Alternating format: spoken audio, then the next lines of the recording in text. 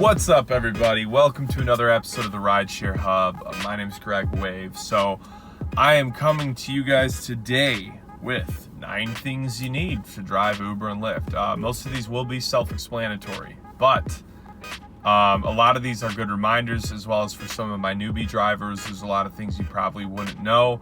And a lot of times there's things that you just think are optional, but they're actually required. And some of these I didn't even really realize. So without further ado, number 1 is your Lyft stickers. I, for a while, was going just Lyft amp. Now, I'm looking into this more because I'm not sure, but I had a airport attendant who told me I was not allowed to pick up the airport with just the amp. He said I had to have the stickers too. So that was news to me. Looking into it, from what I've seen, it's mostly because in the daytime you can't really see the Lyft amp. So make sure you guys have stickers on your cars. I know it's a little corny. I feel like at times I don't really want the stickers. You know, whatever. You just got to deal with it. And ultimately, if it does keep happening, like if a certain cop catches you repeatedly, he will give you a ticket. He can give you a ticket for not having the stickers. So it's just a good, easy thing to have.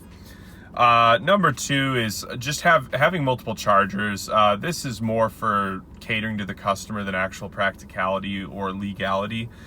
But having Android, Apple chargers, Google ones, or whatever other ones that are out there, I think is always good. I personally only carry Apple and Android because that's 99% of your rides. Usually it's Apple. I apologize to all my Android users out there. I'm not like anti, but more people have iPhones, so definitely have an Apple charger. Number 3 is a phone mount. This is obviously huge. You can actually get in a lot of trouble if you're not using a phone mount. It is a must. It absolutely is a necessity. And especially all that driving, like, just be real, guys, you should have a phone mount. You know, all that looking down, clicking accept, clicking cancel, all that stuff just to be doing right here is just not a good idea. But when you're having it right here, like where I've got the camera set up, or I know a lot of people that do it on the far left, on the glass, on the dash, whatever works best for you, but just have one. Number 4 is depending on your market, but a lot of markets you have to have an airport place card so that and depending on the city, like I know Chicago and New York you have to, and at most major cities you have to have an airport card, and usually you register through that.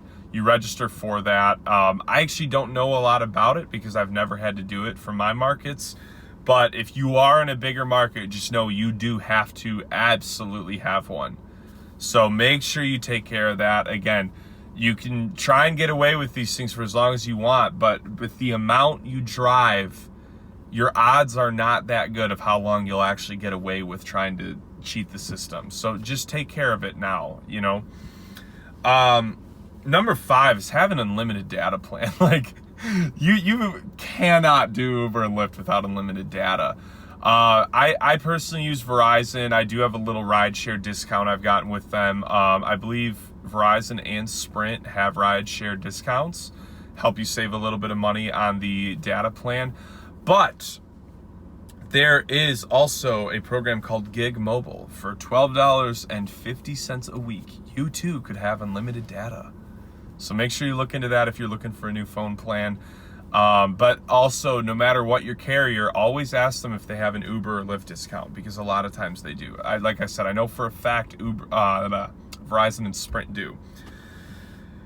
Number 6, obviously you got to have a car, or you got to start renting a car from Lyft and Uber. The reason why I say that is because a lot of people have multiple cars and they just drive like the junker.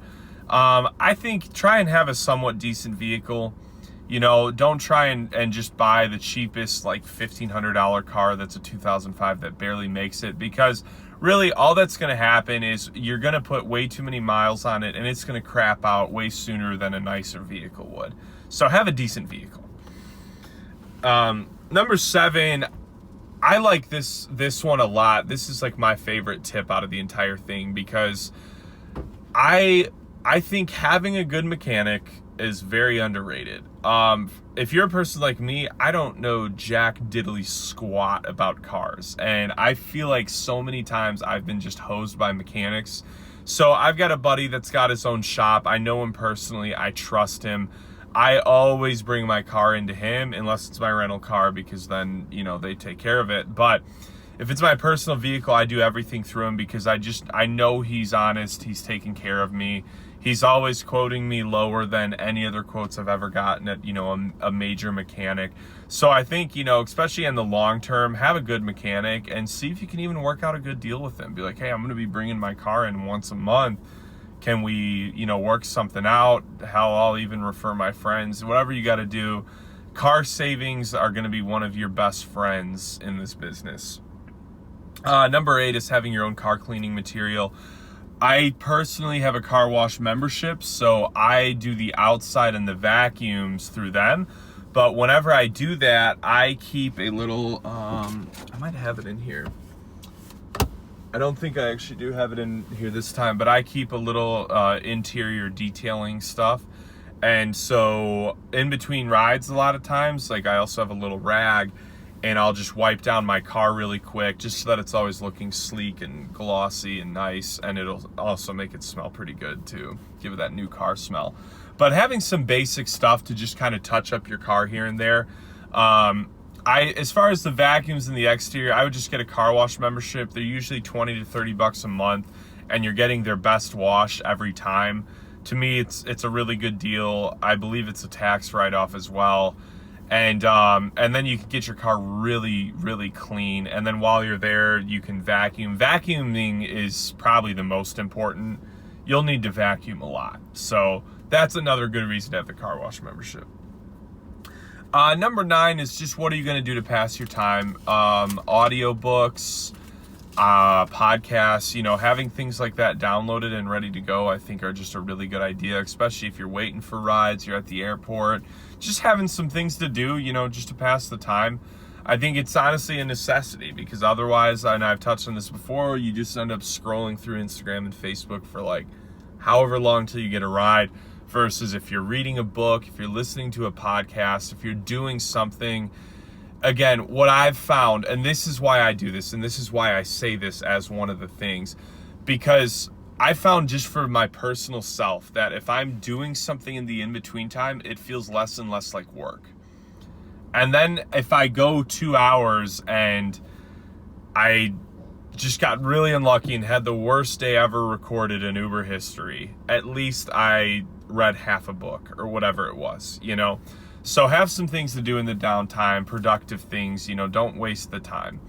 But yeah, so that is my seven tips or whatever I called them for today. Be sure to subscribe to the channel, guys. We got a lot more content coming your way. Give it a thumbs up if you got something good on this video. Get in the comments. Let me know if you have any questions, guys, and I will see you guys soon.